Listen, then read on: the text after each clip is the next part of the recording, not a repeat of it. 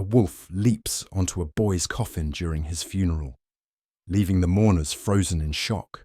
What happens next uncovers secrets about the forest, a dangerous fight for balance, and a mother's journey to uncover the truth. Can the forest's hidden power bring peace or destroy everything? Where are you watching from? Let us know in the comments below. A grey mist settled over the cemetery, wrapping the mourners in a heavy silence that seemed to blur the boundaries between the living and the dead. The forest loomed in the background, its dark canopy swaying gently under a sombre wind, as if it too were mourning. The small Montana town of Cedar Ridge had rarely seen such a gathering. Neighbours, friends, and schoolmates, all present to pay their respects to Evan Calloway, a boy whose life had been cut tragically short at the tender age of 15. Margaret Calloway stood apart from the crowd, her trembling hands clutching the edge of her coat. Her pale blue eyes, rimmed red from days of crying, was fixed on her son's coffin. It was unadorned and simple, exactly how Evan would have wanted it. As a widowed park ranger, Margaret had raised Evan to value simplicity and the beauty of nature. He had grown up exploring the vast wilderness surrounding Cedar Ridge, his spirit as wild and untamed as the land itself. Pastor Roderick Wells, a tall man with a weathered face and a calming presence, stepped forward to address the crowd. Today, we gather not to dwell on Evan's untimely passing, but to celebrate the light he brought into our lives. He began, his voice steady and compassionate. The words were meant to comfort, but Margaret felt no solace. She gripped the folded program in her hand, her eyes falling on the smiling photo of Evan printed on the cover. Her son had always been different. He wasn't like other boys his age, obsessed with video games or sports. Evan spent his time sketching wildlife, cataloguing the sounds of birds, and reading about conservation efforts. He had an affinity for the forest that bordered their small town, and it seemed to reciprocate that love. Animals would often approach him without fear, as though recognizing a kindred spirit. A sharp rustling sound snapped Margaret out of her thoughts. Heads turned toward the woods, where the dense foliage swayed unnaturally. The atmosphere shifted, heavy with an unspoken tension. A figure emerged from the shadows. At first it seemed impossible, a trick of the light or a stray animal, but as it stepped into the clearing, the air grew colder. A wolf, a massive black wolf with fur so dark it seemed to absorb the light. Its golden eyes scanned the gathered crowd, freezing them in place. Gasps rippled through the mourners. "What in the world?" whispered an elderly woman, clutching her husband's arm. Margaret's breath caught in her throat. The wolf was unlike any she had ever seen. Its movements were deliberate, almost calculated, as it approached the coffin. The townsfolk remained rooted to the spot, too stunned to react. The wolf stopped in front of the coffin, its gaze locked on the wooden lid. Slowly, it lowered itself onto its haunches, then placed its head gently on the surface, as though in mourning. Margaret's legs wavered beneath her. She wanted to move, to speak, but her body refused to obey. Something in the wolf's eyes struck her, a depth, an intelligence, and inexplicably, familiarity. Pastor Wells cleared his throat, attempting to regain control of the situation. "We must remain calm," he urged, though his own voice betrayed his unease. The wolf paid him no attention. Instead, it closed its eyes, releasing a soft, almost sorrowful whine that sent chills down Margaret's spine. It wasn't a sound of aggression, but one of profound grief. Suddenly, a young man in the crowd, perhaps one of Evan's classmates, shouted, "Get it away! It's dangerous!" He reached for a large branch lying nearby, brandishing it as if to ward off the animal. "Wait!" Margaret's voice finally broke free, sharp and commanding. "Don't hurt it!" But the commotion had already disrupted the moment. The wolf's ears perked and its head snapped up. It backed away from the coffin, its body tensed, as if ready to bolt. "Somebody call animal control!" Another voice shouted. Before anyone could act, the wolf darted toward the woods, disappearing into the shadows as quickly as it had arrived. The crowd erupted into murmurs, a mix of fear and confusion spreading among them. "What does it mean?" an older man asked, his voice trembling. "Wolves don't act like that," said Sheriff Ray Wallace, who'd been standing at the edge of the gathering. His face was tight with concern. Not unless... He trailed off, unwilling to voice the thought. Margaret stood frozen, her gaze fixed on the spot where the wolf had disappeared. She felt a strange pull, as though the animal had left a piece of itself behind. Pastor Wells attempted to regain control of the service, but the mood had shifted irrevocably. The crowd began to disperse, their curiosity and unease overriding the solemnity of the moment. As the mourners filtered away, Margaret remained by the coffin. The forest seemed to hum faintly, its presence more alive than ever before. She could still feel the weight of the wolf's gaze. Its golden eyes burned into her memory. "Evan," she whispered, her voice cracking. "What are you trying to tell me?" The only response was the rustling of leaves as the forest swallowed the day's events into its endless depths. The sun filtered through the canopy of towering pines, casting a golden glow over the forest floor. Evan Calloway's laughter echoed through the trees, soft and carefree, as he darted between bushes and leapt over fallen logs. His backpack jostled against his shoulders, stuffed with sketchbooks, a compass, and his favourite well-worn nature guide. At 15, the wilderness had become his second home, a sanctuary where he felt truly alive. Evan wasn't like most boys in Cedar Ridge. While his classmates obsessed over sports and video games, he spent his time exploring the untamed world just beyond his backyard. He could name every tree, track the flight patterns of birds, and identify animal tracks with a glance. But what set him apart the most was his uncanny ability to connect with the creatures of the forest. It started with birds landing on his outstretched hands when he offered seeds. Then deer began approaching him without fear, their wide eyes trusting as they grazed near his feet. For Evan, the forest wasn't just a place to visit. It was a living, breathing entity that accepted him as one of its own. But none of his encounters compared to the day he met Obsidian, the black wolf. The meeting had been unplanned, like most of Evan's adventures. He'd been following a faint trail near the creek, searching for a rare species of salamander he'd read about in one of his books. The air was thick with the earthy scent of moss and damp leaves, and the sound of the rushing water masked the faint whimpering he almost missed. Curiosity drove him off the trail, his boots crunching softly against the underbrush. The sound grew louder as he approached a clearing, his heart racing with a mix of excitement and apprehension.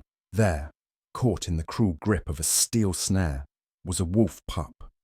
Its fur was as black as midnight, its golden eyes fierce with a mix of pain and defiance. Evan froze, his breath catching in his throat. He'd read about illegal traps set by poachers, but seeing one in use was entirely different. The pup growled weakly, its front leg bleeding from where the trap's teeth had bitten deep. "Easy, boy," Evan whispered, slowly lowering himself to the ground. He reached for his backpack, careful to move without startling the wolf. "I'm here to help." The wolf's growls softened into whimpers, as though it understood his words. Evan pulled out his multi-tool and began working on the trap. His hands trembled, not from fear, but from the weight of the moment. When the trap finally released its grip, the wolf didn't run. Instead, it locked eyes with Evan, holding his gaze with a depth of intelligence that sent a shiver down his spine. "I'll call you Obsidian," Evan said softly, his voice filled with awe. "You look like the night sky." Obsidian limped a few steps away, testing his injured leg, before glancing back at Evan.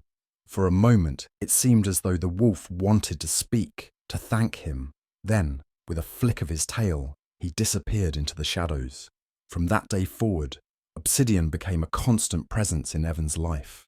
Though the wolf kept his distance, Evan often caught glimpses of him in the forest. Sometimes it was a fleeting shadow among the trees. Other times, it was the glint of golden eyes watching from the underbrush.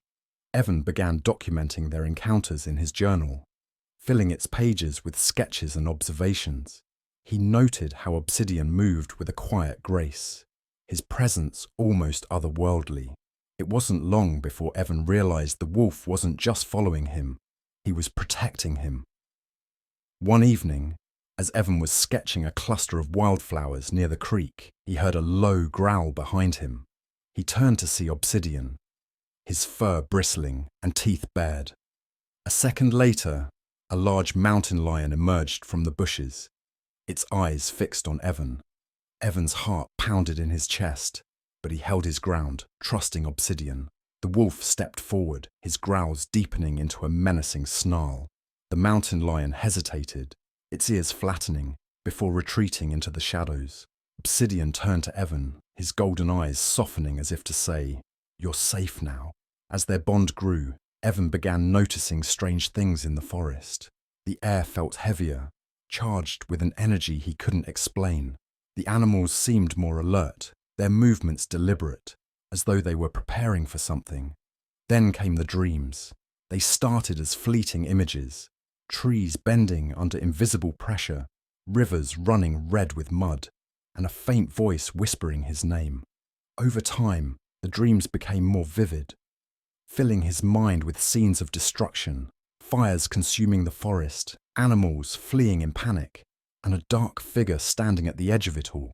Evan confided in his best friend, Lila Monroe, a girl with a sharp wit and a love for mysteries. She listened intently as he described his visions, her brown eyes widening with intrigue. "Do you think it means something?" she asked one afternoon as they sat on the steps of his back porch. Evan hesitated, running a hand through his messy auburn hair.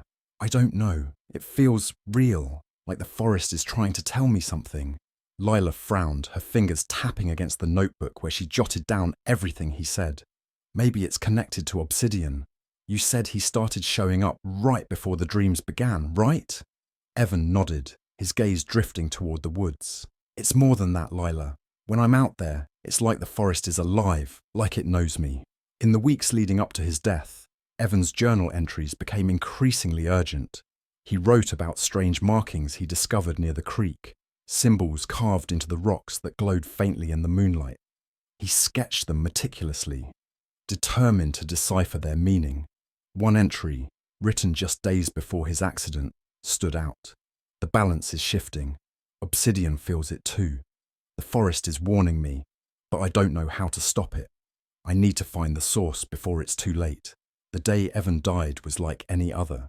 He had kissed his mother on the cheek before heading into the woods, promising to be back before sunset. Margaret had watched him disappear into the trees, her heart filled with pride and worry. When night fell and Evan didn't return, Margaret's worry turned to dread. A search party was formed, scouring the forest until the early hours of the morning. It was Sheriff Ray Wallace who found him, lying motionless at the base of a rocky hill.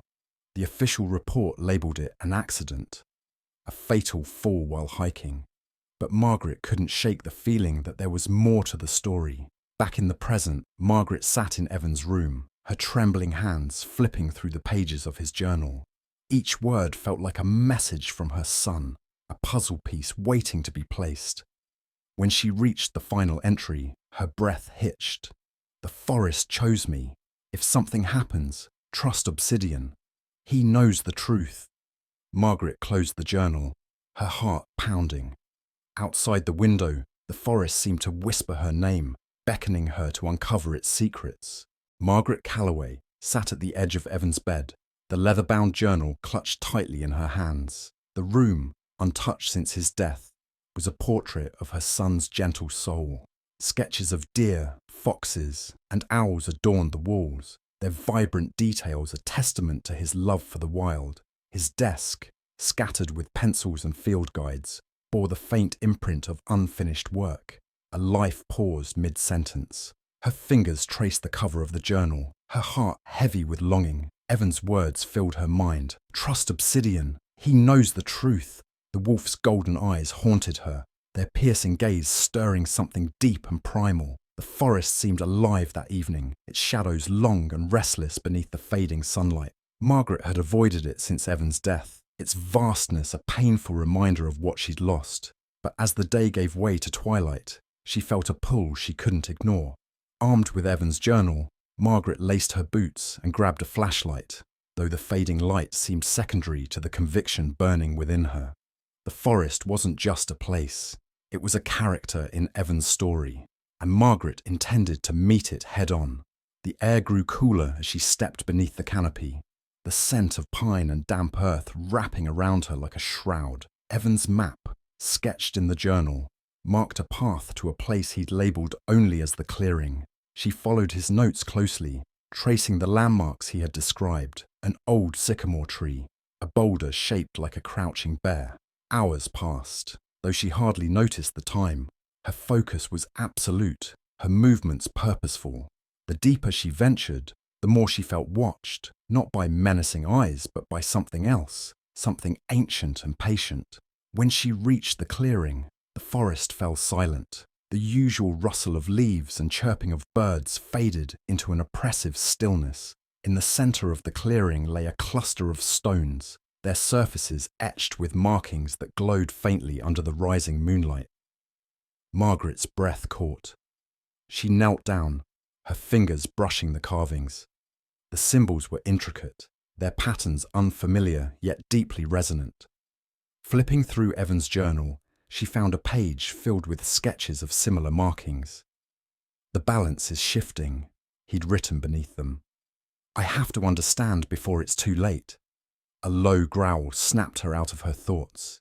Margaret's head shot up, her body tense. Obsidian stood at the edge of the clearing, his golden eyes locked on hers. His fur gleamed in the moonlight, his posture neither threatening nor submissive. "Obsidian," she whispered, her voice trembling. The wolf stepped forward, his movements deliberate. Margaret stayed rooted, unsure whether to flee or trust. Obsidian circled the clearing, sniffing the air before pausing near the stones. He let out a soft whine, his gaze shifting between Margaret and the markings. "Is this what Evan wanted me to see?" she asked, her voice cracking. Obsidian's ears twitched as though he understood. Slowly, he lay down near the stones. His body relaxed, but his eyes sharp. Margaret took it as an invitation. Hours passed, wired as Margaret studied the markings, her mind racing with questions. Evan had discovered something extraordinary, something that tied the wolf, the forest, and the strange symbols together. She wrote down everything she could, her flashlight casting long shadows across the journal's pages. When she finally looked up, Obsidian was gone. The clearing, now bathed in pale moonlight, felt emptier without him. Margaret made her way back home with a renewed sense of purpose. The forest, once a source of grief, now felt like a gateway to understanding Evan's final days. The next morning, Margaret visited Sheriff Ray Wallace. His office, cluttered with papers and old photographs, smelled faintly of coffee and leather. "Margaret," Ray said, rising from his chair. His face softened with concern as he gestured for her to sit. "What brings you in?" Margaret placed Evan's journal on his desk, its worn cover a stark contrast to the polished wood. "I need your help, Ray. Evan didn't just die in an accident. He was onto something, something important." Ray frowned, his eyes scanning the open journal. "Margaret, I know you're still grieving, but you've got to be careful. Wild theories won't bring him back." "This isn't a theory," she said firmly, pointing to the sketches of the symbols. "Evan found these in the forest. They mean something. And the wolf." She hesitated, unsure how much to share. "The wolf?" Ray leaned back, his brow furrowed. "It was at his funeral. It's been watching me. I think it's trying to lead me to the truth." Ray sighed, his skepticism evident. "Margaret, wolves don't mourn, and they certainly don't guide people through the woods. You're seeing what you want to see." Margaret stood, her resolve unshaken. "You weren't there, Ray. You didn't see its eyes. That wolf knows something, and I'm going to find out what." She left before he could respond, the journal tucked tightly under her arm. Margaret's next stop was the library, a modest building nestled in the heart of Cedar Ridge. She spent hours poring over books about local history, Native American folklore, and environmental studies.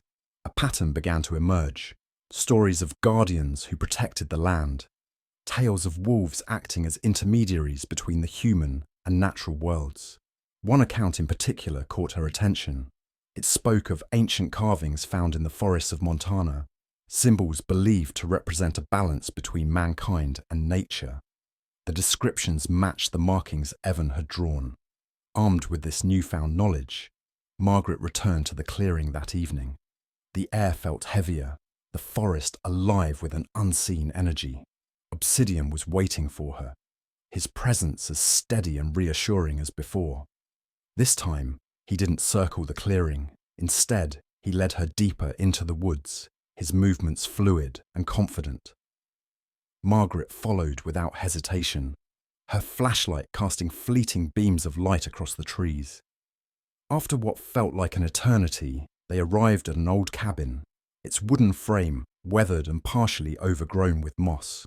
The door creaked as Margaret pushed it open, revealing a room filled with shelves of books, jars of preserved plants, and faded photographs. She recognized Evan's handwriting immediately. Pages of notes were pinned to the walls, sketches of the forest interspersed with observations about the animals and the symbols. Margaret's eyes welled with tears.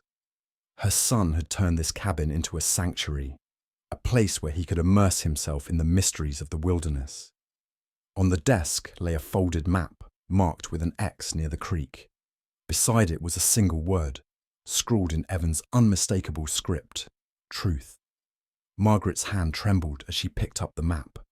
Obsidian whined softly, his golden eyes fixed on her.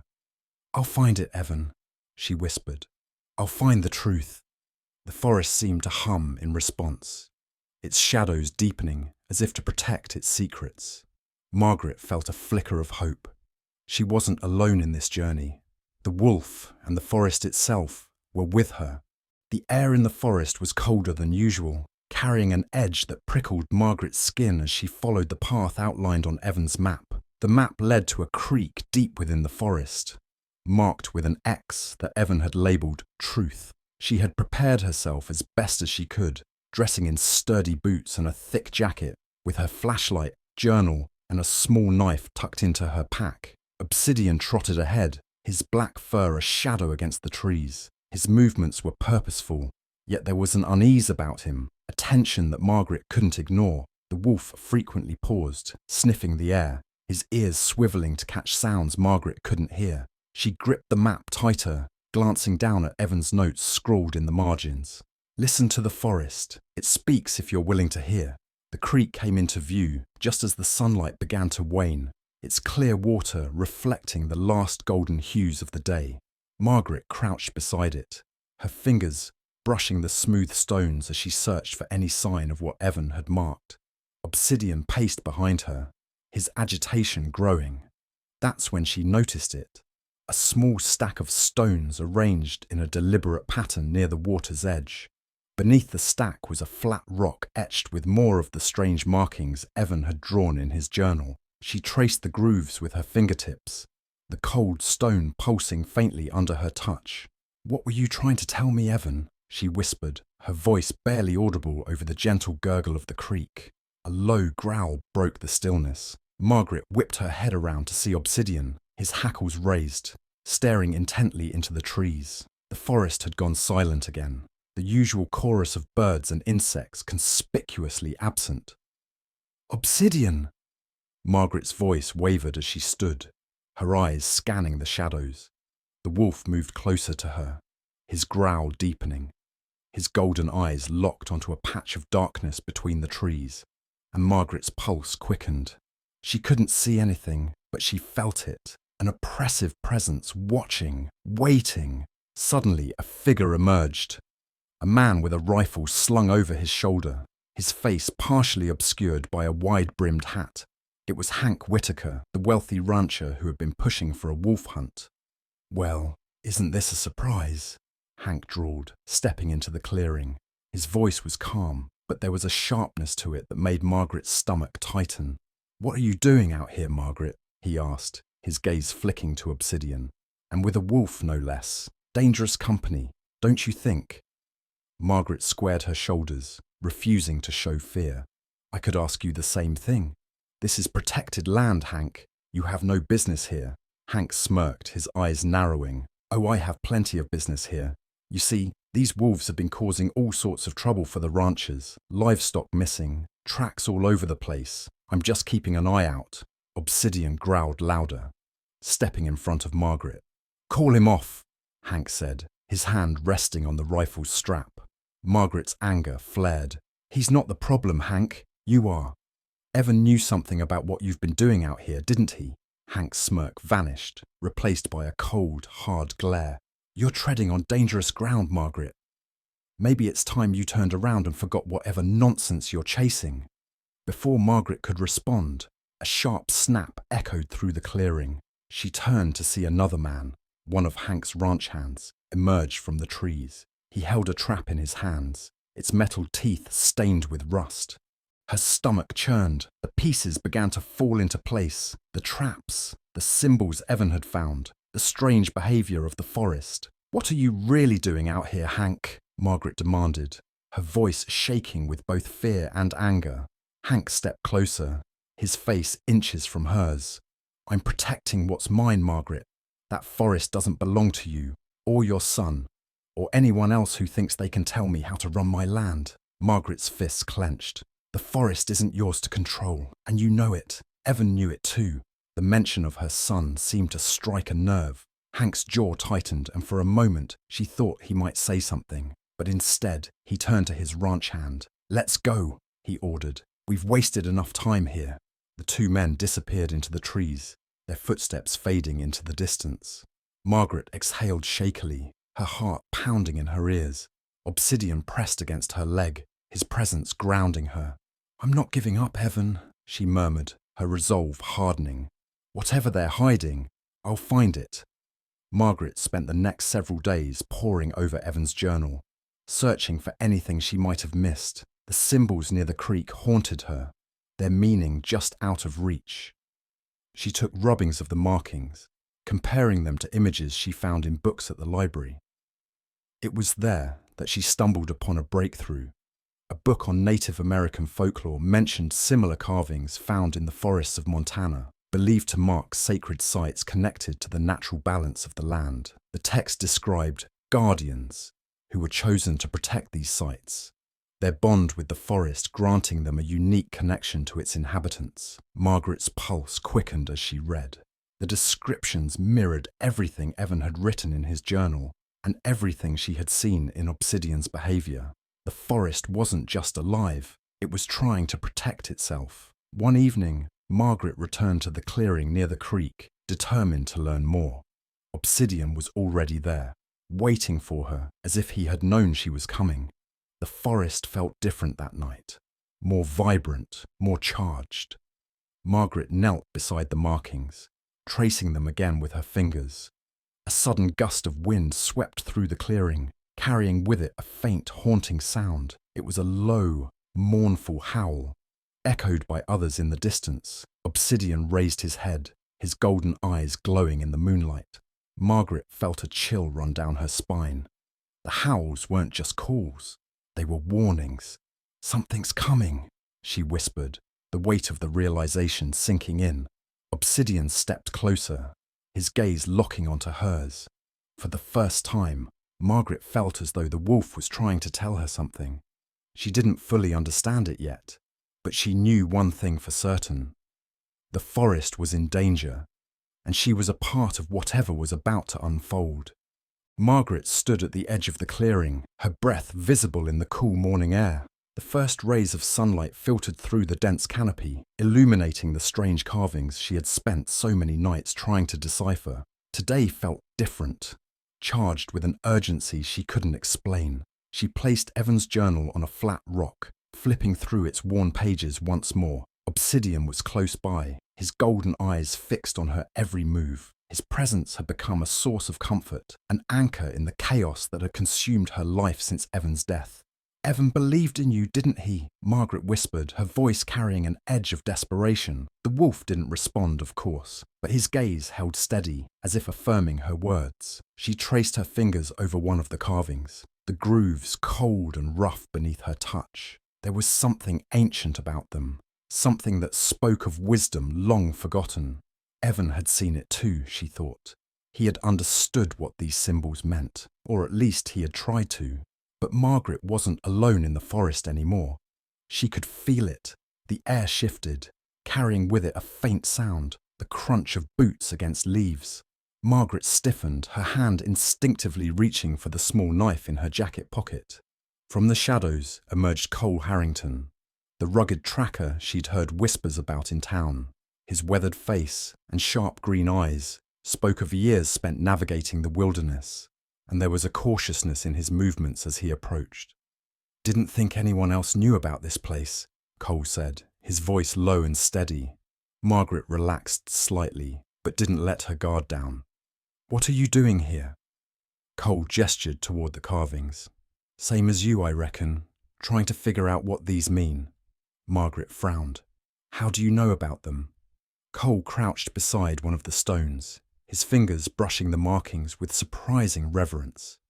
"I've been tracking these symbols for years. They show up in places no one expects, deep in the woods, near old waterways, even on cliff faces. Always in spots where the land feels different." "Different how?" "Like it's alive," Cole said, meeting her gaze. "Like it's watching." Margaret's chest tightened. He had put into words what she had been feeling all along. Cole studied her for a moment before nodding toward Obsidian. "That wolf's been following you, hasn't he?" "Yes," Margaret admitted. "Evan, my son. He believed this wolf was special, that he was trying to tell us something." Cole didn't look surprised. "He's not wrong. Wolves like him don't act like that unless there's a reason. They're protectors." "Protectors of what?" "The balance," Cole said simply. Margaret's grip on the journal tightened. "Evan wrote about that, the balance. He said it was shifting." "It is," Cole said, standing. "And if we don't figure out why, everything's going to fall apart." The two spent the next several hours examining the carvings. Cole shared what he knew about them, describing how similar symbols had been found near sacred sites across the country. They often appeared in areas where the natural world seemed to thrive despite human interference, places untouched by time. "These markings," Cole said, pointing to a series of concentric circles, "represent cycles, birth, death, renewal. But when the cycles are disrupted," he trailed off, his expression darkening. Margaret finished the thought. "The balance is broken." Cole nodded. "Your son understood more than most. He must have been close to figuring it out." Margaret's heart ached at the thought. Evan had been so young, yet his connection to the forest had been profound. She felt a pang of guilt for not realizing it sooner, for dismissing his passion as a child's curiosity. As they worked, Obsidian remained alert, his ears twitching at every sound. Margaret noticed his agitation growing, his movements more restless. "What's wrong?" she asked, but the wolf offered no answer. Cole watched him closely. "He senses something. We need to move." Margaret and Cole followed Obsidian deeper into the forest, their path winding through thick underbrush and over moss-covered rocks. The air grew colder, and the light dimmed as the trees closed in around them. Eventually, they arrived at a hidden grove unlike anything Margaret had ever seen. Towering trees formed a natural cathedral, their branches weaving together to create a canopy that filtered the sunlight into golden beams. In the center of the grove was a massive stone altar, its surface etched with more carvings. "This is it," Cole said, his voice barely above a whisper. Margaret approached the altar, her heart pounding. The carvings glowed faintly, as if alive. She reached out to touch them, but before her fingers could make contact, a sharp growl stopped her. Obsidian stood rigid, his teeth bared, staring at the edge of the grove. Margaret and Cole turned to see Hank Whitaker stepping into the clearing, flanked by two of his ranch hands. "Well, isn't this a cozy little gathering?" Hank said, his voice dripping with sarcasm. "What are you two doing out here?" "This is protected land, Hank," Margaret said, her voice firm despite the fear gnawing at her. Hank chuckled darkly. "Protected? By who? The wolves? The trees?"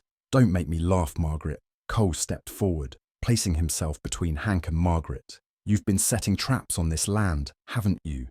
Hank's smirk faded. "Careful, Harrington. You don't want to go making accusations you can't prove." "We don't need proof," Margaret said, her anger rising. "Evan knew what you were doing. That's why you're so desperate to keep people out of these woods." Hank's eyes narrowed. "Your son's death was a tragedy, Margaret. Don't turn it into something it's not." Obsidian's growl deepened, his golden eyes locked on Hank. "You should leave." Margaret said, her voice trembling with both fear and resolve. Hank took a step closer, his hand resting on the rifle slung over his shoulder. I think you're the one who should leave. Before anyone could react, a deafening howl erupted from the grove. The sound was unlike anything Margaret had ever heard. Primal and otherworldly. The ground beneath their feet trembled, and the air seemed to vibrate with energy. Hank and his men froze, their faces pale. What the hell was that? One of the ranch hands stammered. Obsidian howled in response, his voice merging with the distant calls of other wolves. Margaret felt the hair on the back of her neck stand on end. The forest is warning us, Cole said, his voice filled with awe. Something's coming. Hank's bravado faltered and he gestured for his men to retreat. This isn't over, Margaret, he said, his tone laced with anger and fear. As they disappeared into the trees, Margaret turned to Cole. What do we do now? We figure out what the forest is trying to tell us, he said, before it's too late. Margaret nodded, her gaze drifting to Obsidian. The wolf stood near the altar, his golden eyes glowing with an intensity that sent a shiver down her spine. The balance was shifting, and whatever was coming, Margaret knew it would change everything. The night air was dense with tension, as though the forest itself was holding its breath. Margaret sat on the edge of her kitchen table, her mind replaying the events at the grove. Hank's face, twisted with anger and fear, lingered in her thoughts. She could still feel the reverberations of that unearthly howl, the vibrations reaching deep into her chest like a warning that wouldn't fade. Across the room, Cole leaned against the counter, his arms crossed tightly. His rugged face was set with determination, but there was an edge of worry in his eyes. Obsidian lay at Margaret's feet, his body tense, ears flicking toward every creak of the house. He won't stop, Margaret said finally, breaking the silence. Hank, Cole replied, no. Men like him never do. Not until they get what they want, or are stopped. Margaret's grip tightened around the mug of tea in her hands. I don't understand. Why is he so desperate to keep people out of the forest? What's he hiding? Cole's gaze shifted toward the window, where the moonlight painted silver streaks across the trees. Land, money, power. Men like Hank see the wilderness as something to be tamed, conquered, and exploited. But it's more than that. He's afraid of something out there. Something he doesn't understand. Margaret stared into the swirling liquid in her cup, her mind turning over the pieces of the puzzle. Evan's journal, the carvings, Obsidian's warnings. All of it pointed to something much larger than Hank's greed. Before she could voice her thoughts, a loud knock rattled the front door. Both Margaret and Cole froze, their eyes locking. Obsidian rose to his feet, his hackles raised, a low growl rumbling in his throat. Margaret approached the door cautiously, her hand trembling as she reached for the knob. She opened it just enough to peer outside. Sheriff Ray Wallace stood on the porch, his hat in his hands. His face was drawn, and dark circles shadowed his eyes. "Ray," Margaret said, relief and apprehension mingling in her voice. "What are you doing here?" "We need to talk," Ray said, his tone grim. He glanced over her shoulder and nodded at Cole. "Can I come in?" Margaret stepped aside, motioning for him to enter. Ray's boots echoed softly against the wooden floor as he moved into the kitchen. He placed his hat on the table and ran a hand through his greying hair. "Margaret, Cole," he began, his voice heavy. "You need to know what you're up against." Cole straightened, his jaw tightening. "We already have a pretty good idea. Hank's running illegal operations in the forest, traps, logging, maybe worse." Ray nodded, his shoulders sagging slightly. "It's more than that. Hank's been pushing the council for months to expand his grazing rights into the protected land. He claims it's for his ranch, but I've heard rumours. Mining companies, developers, they're interested in what's under that forest, not just the trees." Margaret's stomach churned. "And the council just lets him?" Ray sighed. "Hank has influence, more than most, and he's good at making people see things his way. But now that people are talking about the wolves, about the grove, he's getting desperate. He knows if the state steps in, his plans are over." Margaret glanced at Cole, who was already pulling on his jacket. "Where are you going?" she asked. "To warn the others," Cole said. "If Hank's desperate, he's dangerous. We need to be ready." The next morning, the town of Cedar Ridge was alive with murmurs. Word of Hank's plans had spread, thanks to Cole and a handful of locals who believed in the forest's importance. Margaret spent the day gathering supplies, preparing for what she knew would be a confrontation. By evening, the tension had reached a boiling point. Hank had gathered a group of men, ranchers, hunters, and hired hands, armed with rifles and chainsaws. They moved through the forest like a storm, their voices echoing through the trees. Margaret and Cole, along with a small group of allies, stood their ground near the grove. Among them was Lila Monroe, Evan's best friend, her youthful face set with determination.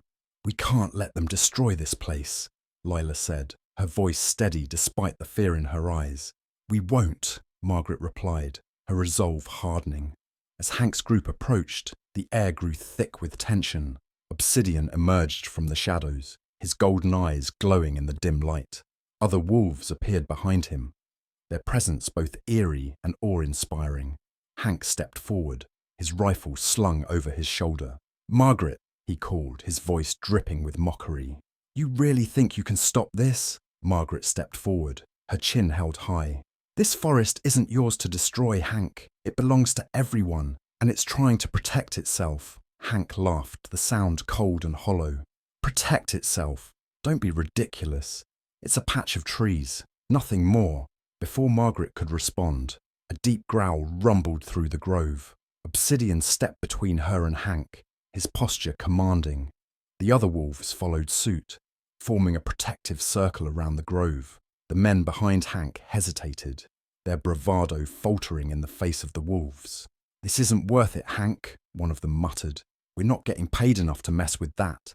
Hank's face darkened, but before he could respond, the ground beneath their feet trembled. A low hum filled the air, growing louder with each passing second. Margaret felt it in her chest, a vibration that resonated with something deep inside her. The carvings on the stones began to glow, their light pulsating in rhythm with the hum. "What the hell is this?" Hank shouted, his voice tinged with panic. The forest seemed to come alive. Trees swayed violently despite the still air, their branches creaking like a warning. The wolves howled in unison, their voices merging with the hum to create an otherworldly chorus. Hank's men began to retreat, their faces pale with fear. But Hank stood his ground, his hands gripping his rifle tightly. "You can't scare me, Margaret," he snarled. "I've worked too hard to let you take this from me." Margaret stepped closer, her voice firm and unwavering. "This isn't about me, Hank. It's about the forest, and it's done letting you take from it." The glow from the carvings intensified, casting the grove in an ethereal light. The wolves moved as one, their presence a silent but undeniable force. Hank raised his rifle, aiming it at Obsidian. "No!" Margaret shouted, lunging forward. Before Hank could pull the trigger, the ground split open beneath him. A blinding light erupted from the cracks, forcing everyone to shield their eyes. When the light faded, Hank was gone. The forest fell silent once more, the air heavy with the weight of what had just occurred. Margaret knelt beside the altar, her hands trembling. The carvings no longer glowed, but their message was clear. The balance had been restored, but at a cost.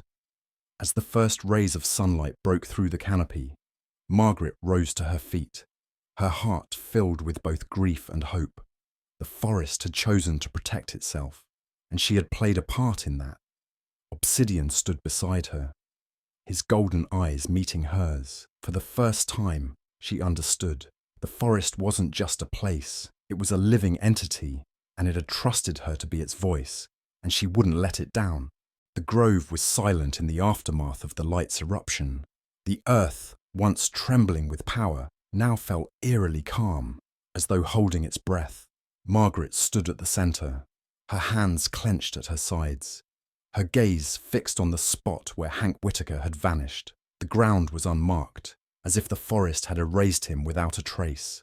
The group behind her, Cole, Lila, and the others, remained frozen, their expressions etched with disbelief. The wolves lingered at the edge of the clearing, their golden eyes glinting in the dim light, silent sentinels of the unfolding moment. What just happened? Lila whispered, her voice breaking the oppressive silence. Margaret turned to face them, her own face pale but determined. The forest made its choice.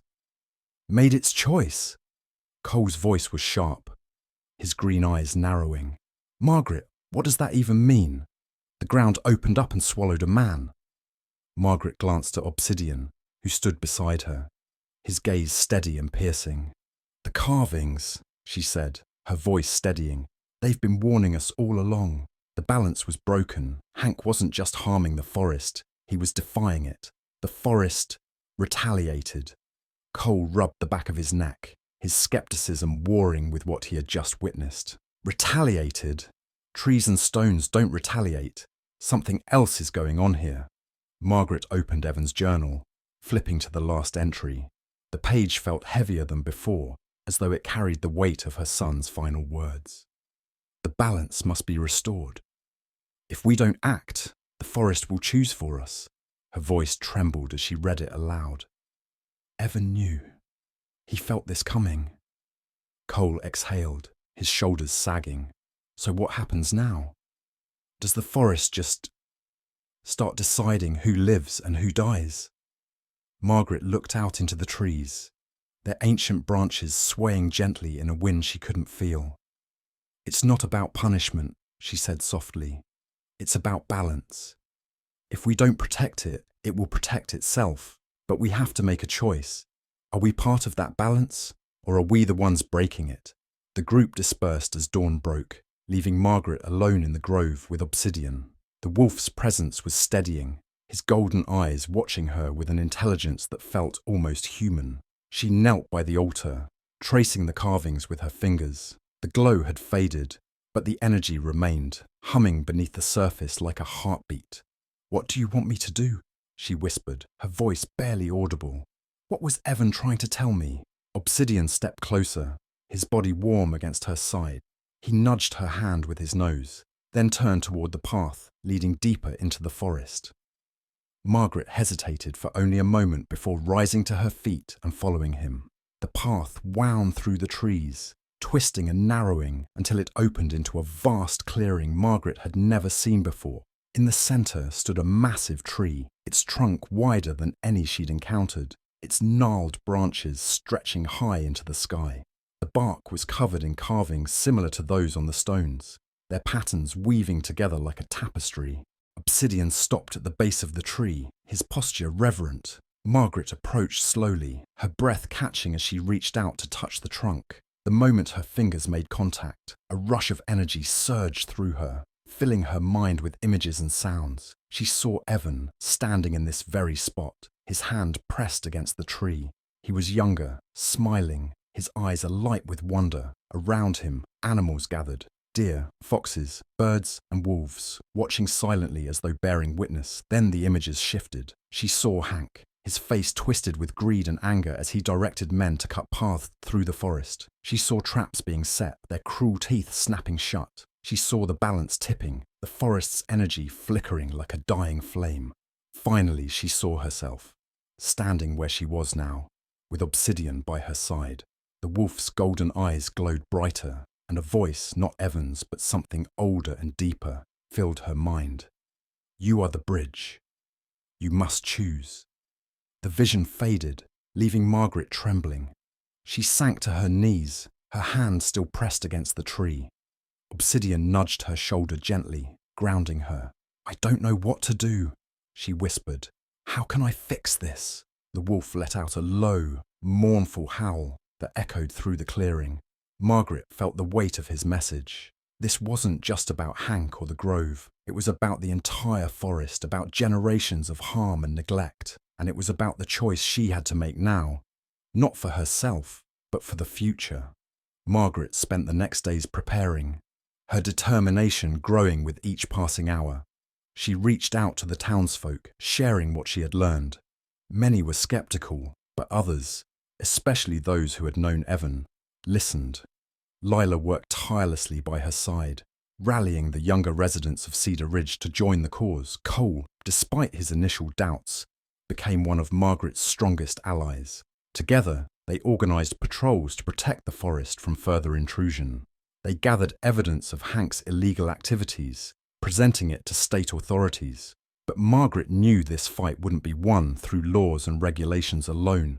It required something deeper, a shift in the way people saw the forest, not as a resource to exploit, but as a living entity deserving of respect.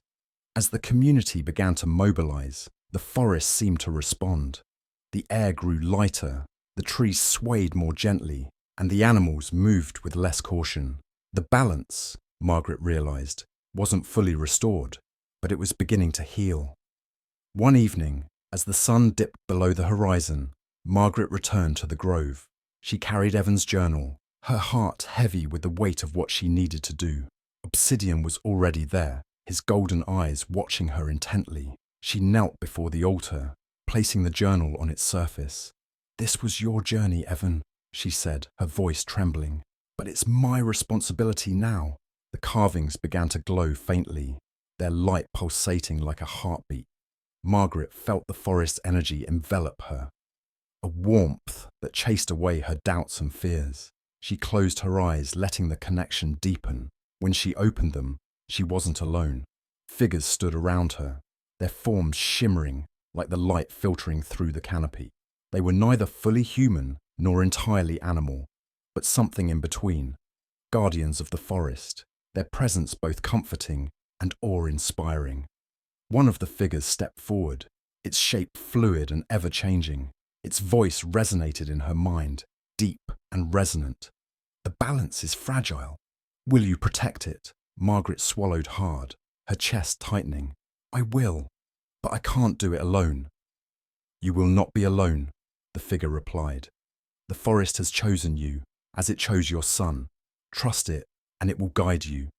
The figures began to fade, their light merging with the glow of the carvings. Margaret felt a sense of peace she hadn't known in months. She rose to her feet, her resolve solidified. In the days that followed, Cedar Ridge underwent a transformation. The evidence against Hank was enough to force an investigation, and his influence over the town began to crumble. The council, once hesitant to act, voted unanimously to expand protections for the forest. Community members worked together to remove traps, repair damaged areas, and plant new growth. Margaret became a leader in the effort, her voice carrying Evan's message. She shared his journal, his sketches, and his vision for a world where humans and nature could coexist. The grove became a symbol of hope, a reminder of what could be achieved when people listened to the land. Obsidian remained by her side, a silent guardian whose presence inspired both awe and respect. The forest, once threatened, now thrived, its energy vibrant and alive. And though Margaret still felt the ache of loss, she knew Evan's spirit was with her, woven into the very fabric of the forest he had loved so deeply. The morning sunlight poured through the kitchen window, filling Margaret's home with a golden warmth. It had been months since the events in the grove, and though the memory of that fateful night still lingered, Cedar Ridge had begun to heal. The transformation was subtle at first, townspeople walking instead of driving, children playing near the forest edge with a newfound respect for its boundaries, and local farmers choosing sustainable practices to preserve the land for future generations. Margaret stood at the sink, her hands submerged in soapy water as she cleaned the dishes from breakfast. Her mind drifted to Evan, as it often did. His sketches, notes, and dreams had become the blueprint for everything she now did. He had been ahead of his time, she realized, understanding the delicate relationship between humans and nature long before most adults in Cedar Ridge even considered it. On the counter beside her lay a flyer for the upcoming community gathering. The town council had approved the first ever Forest Harmony Festival, a celebration of Cedar Ridge's commitment to conservation and coexistence with nature.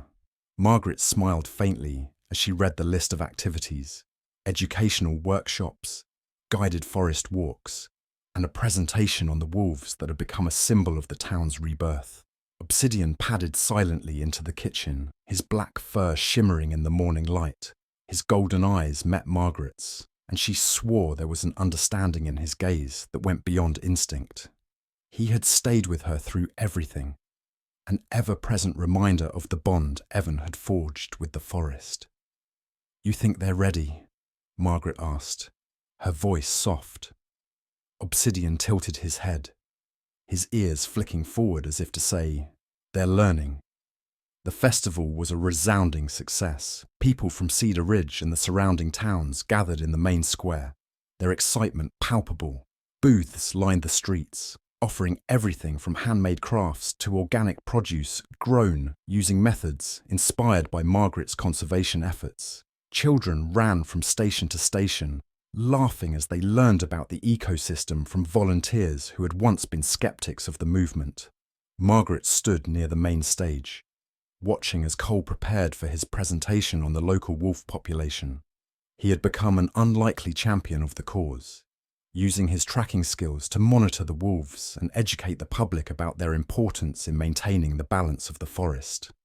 "Ready for your big moment?" Margaret teased as Cole adjusted the microphone. He smirked, a rare lightness in his expression. "As ready as I'll ever be. Public speaking isn't exactly my thing." Margaret chuckled. "You'll do great. Just remember, you're not convincing them anymore. They're already on your side." Cole's gaze softened. "That's because of you, Margaret. You and Evan. None of this would have happened without you." Margaret's throat tightened, but she managed a small smile. "It's the forest they believed in, not me. I just helped them see it." As Cole began his presentation, Margaret wandered toward the edge of the square, where Lila stood with a group of teenagers, showing them how to identify animal tracks. The girl had grown into a natural leader, her passion for the forest rivaling even Evan's. Margaret watched as Lila patiently explained the difference between deer and coyote tracks, her hands gesturing animatedly as she spoke. "You'd be proud of her," Margaret murmured, her gaze lifting to the canopy of trees that bordered the square. "She's carrying on your work." That evening, as the festival wound down, Margaret found herself drawn to the grove. She slipped away from the bustling square, her footsteps silent on the well-worn path. The air was cool and still, the forest alive with the faint rustle of leaves and the distant call of an owl. Obsidian followed closely, his presence a constant comfort. When they reached the grove, Margaret knelt beside the altar, her fingers brushing the carvings that had once glowed with such intensity. The energy was still there, humming softly beneath the surface, but it was calmer now, at peace. Margaret placed her hand on the altar, closing her eyes as she let the forest's energy flow through her. Images filled her mind, Evan sketching under the old sycamore tree, Lila leading a group of children through the woods, Cole tracking a wolf pack through the snow. The forest wasn't just a place. It was a living, breathing entity, and it had chosen all of them to be its stewards. "You trusted me," Margaret whispered, her voice barely audible, "and I won't let you down." Obsidian let out a low whine, pressing his head against her shoulder. Margaret reached up to scratch behind his ears, her heart swelling with gratitude. For the first time in months, she felt a sense of closure, not an end, but a new beginning. The transformation of Cedar Ridge didn't go unnoticed. Word of the town's efforts spread, drawing visitors from across the country who wanted to see the changes for themselves. Margaret worked tirelessly to share Evan's vision, partnering with conservationists and educators to create programs that could be implemented in other communities. One day, as she sat at her desk sorting through a pile of letters from schools and environmental groups, a knock at the door interrupted her work. She opened it to find a young woman in her early 20s, her face familiar yet unplaceable. "Mrs. Calloway?" the woman asked, her voice tentative. "Yes," Margaret replied, her brow furrowing. "Can I help you?" The woman smiled faintly, holding out a journal. Evan's journal. Margaret's heart stopped. "I'm Anna Whitaker," the woman said softly. "Hank was my father." Margaret's breath caught. She had heard of Anna, but had never met her. Hank had sent her away to boarding school years ago, keeping her far from Cedar Ridge. "I found this in my father's things after he disappeared," Anna continued, her voice trembling. "I think it belonged to your son." Margaret took the journal with shaking hands, her fingers brushing the worn leather cover. She opened it to find pages she didn't recognize, entries Evan hadn't shown her, filled with sketches and notes that deepened his understanding of the forest. I read it, Anna admitted, her eyes welling with tears. It changed the way I saw everything. My father was wrong about so much, and I want to help. Please let me help. Margaret studied the young woman's face, seeing sincerity and regret in her eyes. After a moment, she nodded. If you're willing to listen to the forest, there's always work to be done. Months turned into years, and Cedar Ridge continued to thrive. The grove became a sanctuary for both people and wildlife, its energy drawing those who sought peace and understanding. Margaret spent her days teaching, sharing Evan's legacy with anyone who was willing to learn. One evening, as the sun dipped below the horizon, Margaret stood at the edge of the forest with Obsidian by her side. The air was cool, the sky painted in shades of orange and purple. She watched as a group of children ran through the trees, their laughter echoing like music. "You did it, Evan," she whispered, her voice carried by the breeze. "You showed them the way." Obsidian let out a soft howl, the sound merging with the rustle of the trees. Margaret closed her eyes, letting the forest's energy wash over her. It wasn't just Evan's legacy she was protecting. It was humanity's place within the natural world, a harmony that had been forgotten but not lost. The forest, alive and eternal, whispered its thanks. And Margaret, at peace at last, whispered back,